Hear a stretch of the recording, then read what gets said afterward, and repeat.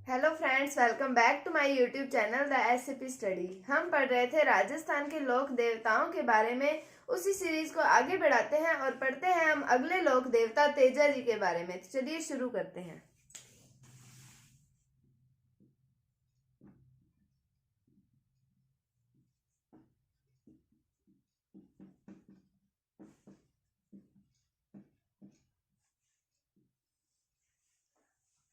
तो बात करते हैं हम तेजा जी की। तो तेजा जी का जन्म नागौर के खड़नाल में 1130 विक्रमी संवत को हुआ था। कब हुआ? 1130 विक्रमी संवत को नागौर के खड़नाल में हुआ था। किनका? तेजा जी का जन्म। इनका जन्म जो हुआ था एक जाट परिवार में हुआ था। जाट परिवार में इनका जन्म हुआ था। अब हम बात करते हैं इनके पिताजी की। तो इनके पिता का नाम आता है ताहड़ जी। हम बात करते हैं इनकी माता की। तो माता का नाम आता है राज कंवर। इनकी पत्नी की बात करें तो इनकी पत्नी का नाम आता है पेमल। तो हमने बात की जन्म हुआ इनका नागौर के खड़नाल में 1130 विक्रमी संवत को। जाट परिवार में इनका जन्म हुआ। फिर हमने बात की कि इनके पिता का नाम है ताहड़ जी, माता का नाम राज कंवर और पत्नी का नाम आता है पेमल। फिर हम बात करते हैं कि तेजा जी जो है इन्होंने लांछा गुजरी की गायों को बचाने के लिए, उनकी रक्षा करने के लिए मेरों के साथ युद्ध किया था। कहां पर किया? सुरसुरा के अंदर। ये पड़ता है अजमेर में। यहाँ पर इन्होंने युद्ध किया था। अब हम आगे बात करते हैं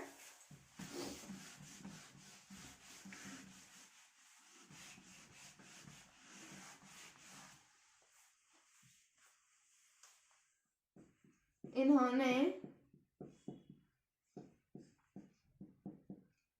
लांछा गुजरी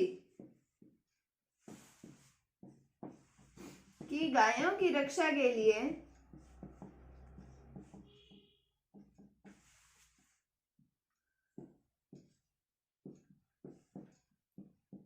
मेरों के साथ सुरसुरा, ये एक जगह का नाम है, ये पड़ती है अजमेर में, युद्ध किया। फिर हम बात करें कि इनको वासक नामक सांप ने, वासक नामक सर्प ने, कहां पर? अजमेर का ही एक क्षेत्र आता है सैंदरिया, वहां पर वासक नामक सर्प ने इन्हें डस लिया था, जहां पर इनकी मृत्यु हो जाती है। तो इनको वासक नामक सर्प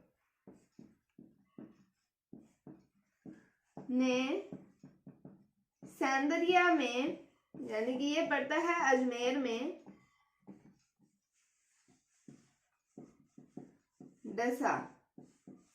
तो हमने बात की कि लाछा गुजरी की गायों की रक्षा के लिए इन्होंने मेरों के साथ युद्ध किया। कहां पर? सुरसुरा, अजमेर के अंदर इन्होंने युद्ध किया था। फिर हमने बात की कि वासक नामक सर्प ने इन्हें सैंदरिया नामक स्थान पर, ये कहां पड़ता है? ये भी अजमेर में पड़ता है, वहां पर डसा था। हम बात किसकी कर रहे हैं? तेजा जी की। तो तेजा जी की मृत्यु कहां पर होती है? सैंदरिया, यानी कि अजमेर में।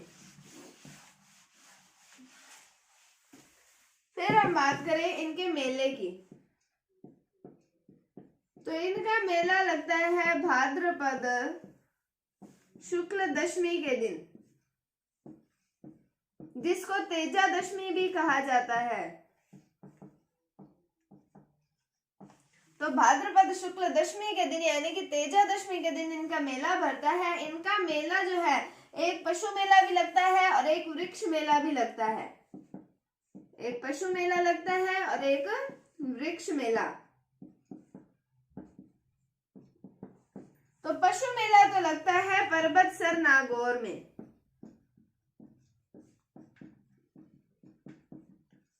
और जो वृक्ष मेला है ये लगता है खेजड़ली जोधपुर में।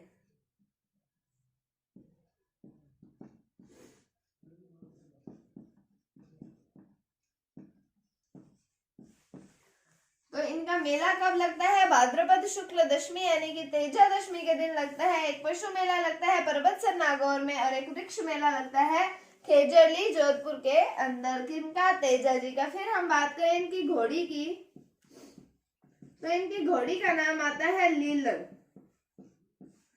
और इनके जो भोंपे होते हैं, इनके अनुयायी होते हैं, उनको कहा जाता है घोड़ला। इनके भोंपों को क्या कहा जाता है? घोड़ला। घोड़ला कहते हैं इनके भोंपों को। फिर हम बात करें कि हल चलाते समय अच्छी फसल के लिए किसानों द्वारा तेजा गायन किया जाता है। तो हम आगे बात करते हैं।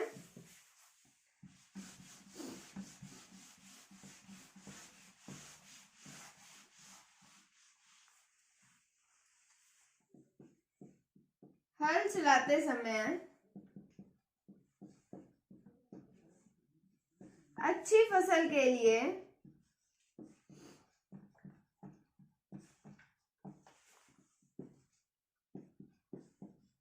किसानों द्वारा तेजा गायन किया जाता है।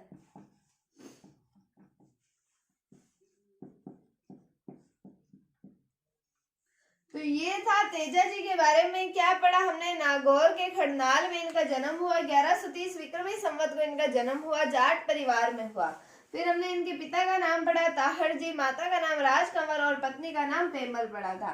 फिर इन्होंने लांछा गुजरी की गायों को बचाने के लिए मेरों के साथ युद्ध किया था। कहाँ पर? सुरसुरा अजमेर के अंदर इन्होंने युद्ध किया था। फिर वासक नामक सर्प ने इन्हें सैंदलिया नामक स्थान पर, ये भी पड़ता है अजमेर में, वहां पर इन्हें डस लिया था। फिर हमने इनके मेले की बात की। भाद्रपद शुक्ल दशमी यानी कि तेजा दशमी के दिन इनका मेला बढ़ता है। परबतसर नागौर के अंदर इनका जो पशु मेला होता है और खेजड़ली जोधपुर के अंदर इनका वृक्ष मेला लगता है। फिर हमने बात की इनकी घोड़ी की। लीलन इनकी घोड़ी को कहा जाता है, मतलब इनकी घोड़ी का नाम क्या होता है? लीलन। फिर इनके भोंपे जो होते हैं उनको कहा जाता है घोड़ला। हल चलाते समय अच्छी फसल के लिए किसानों द्वारा तेजा गायन किया जाता है। तो ये था तेजा जी के बारे में। अब हम बढ़ते हैं अगले लोक देवता के बारे में, जिनका नाम आता है देव नारायण जी।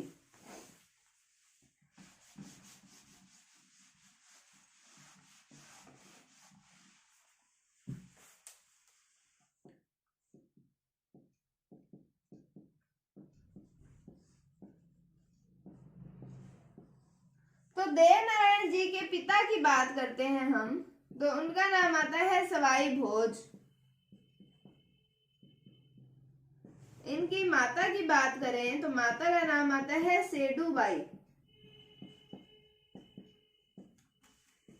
और इनका जन्म गोठ दड़ावता आसिंद भीलवाड़ा में होता है।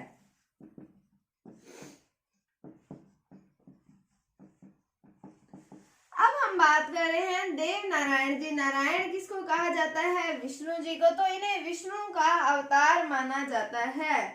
क्या कब माना जाता है? इन्हें विष्णु का अवतार। इन्हें आयुर्वेद के देवता के रूप में भी पूजा जाता है। किनको? देव नारायण जी को। तो आयुर्वेद के देवता किसे कहा जाता है? देव नारायण जी को। उसके बाद में हम आगे बात करते हैं इनके मंदिरों की। तो हमने बात की पहले इनके पिता का नाम सवाई भोज, माता का नाम सेडूबाई और जन्म हुआ सिंध भीलवाड़ा के क्षेत्र आता है गोठ दड़ावता। तो यहाँ पर इनका जन्म हुआ और विष्णु का अवतार इन्हें माना जाता है और आयुर्वेद के देवता के रूप में इनकी पूजा की जाती है। कि इनकी देव नारायण जी की। आगे हम बढ़ते हैं इनके मंदिरों के बारे में कि इनका मंदिर कहाँ पर बना हुआ है। तो बात करते हैं हम इनके मंदिर की। तो मंदिर इनका बना हुआ है आसिंद भीलवाड़ा में।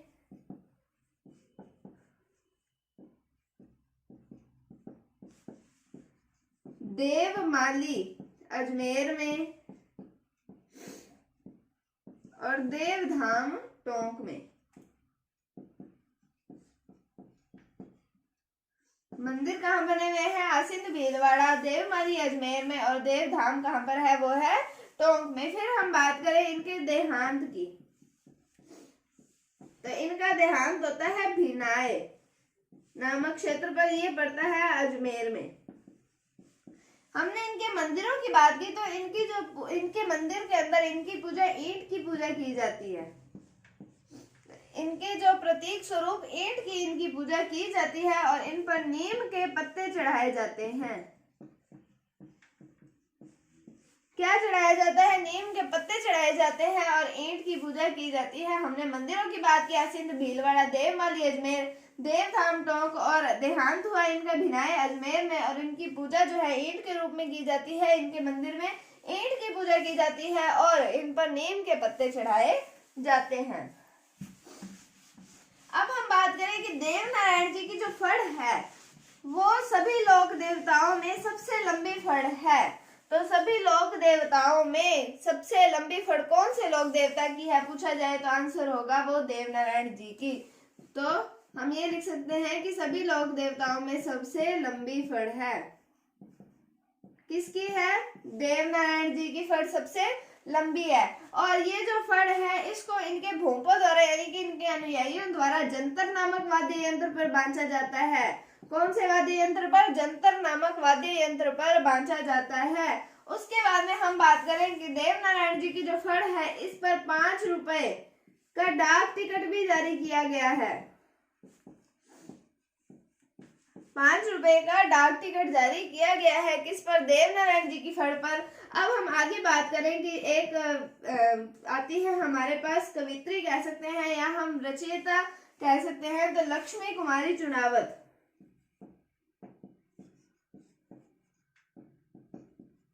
इनके द्वारा एक ग्रंथ की रचना की गई है जिसका नाम आता है बगड़ावत। तो बगड़ावत नामक ग्रंथ की रचना की गई है किनके द्वारा? लक्ष्मी कुमारी चुनावत के द्वारा। अब हम लास्ट में इनके मेले की बात करते हैं। तो देवनारायण जी का मेला लगता है भाद्रपद शुक्ल सप्तमी के दिन। भाद्रपद शुक्ल सप्तमी। तो हमने बात की कि सभी लोक देवताओं में सबसे लंबी फड़ है देवनारायण जी की। जंतर नामक वाद्य यंत्र पर इसे बांधा जाता है और इस पर 5 रुपए का डाक टिकट जारी किया गया है। और हमने बात की लक्ष्मी कुमारी चुनावत ने बगड़ावत नामक एक ग्रंथ लिखा है। किन पर लिखा है? देवनारायण जी पर। और इनका मेला कब भरता है? तो भाद्रपद शुक्ल सप्तमी के दिन देवनारायण जी का मेला जो है वो भरता है।